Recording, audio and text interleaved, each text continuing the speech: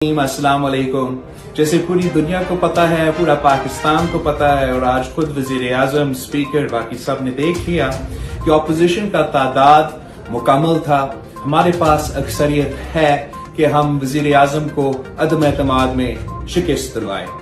आज ये नजर आते हुए आखिरी मौके पे स्पीकर साहब ने गैर आईनी काम किया है। पाकिस्तान का आईन तुड़वाया गया है। पाकिस्तान के आईन को तोड़ने का सजा वाज़ेह है।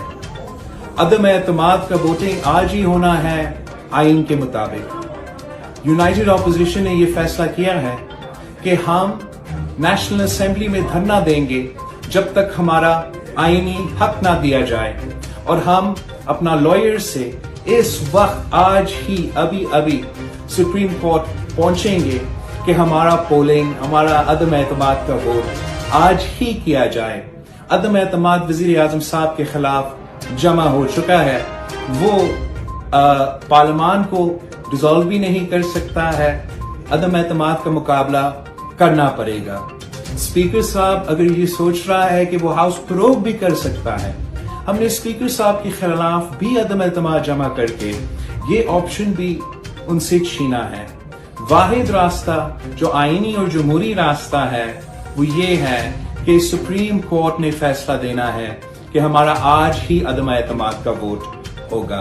ये बचकाना हरकत, ये मैदान से भागना इमरान खान ने अपने आप को एक्सपोज कर चुका है। मैं पाकिस्तान के अवाम से अपील करता हूं कि आप आईन के साथ थे, जमहूरियत के साथ थे, और हम किसी कठपुतली को, किसी गैर जमहूरी शख्स को आपके हक पे डाका मारने की इजाजत नहीं देंगे। खान साहब ये झूठा बैरून अक़वामी साजिश करा के वजीर आजम के इलेक्शन से भाग रहा है, अदम एतमाद से भाग रहा है।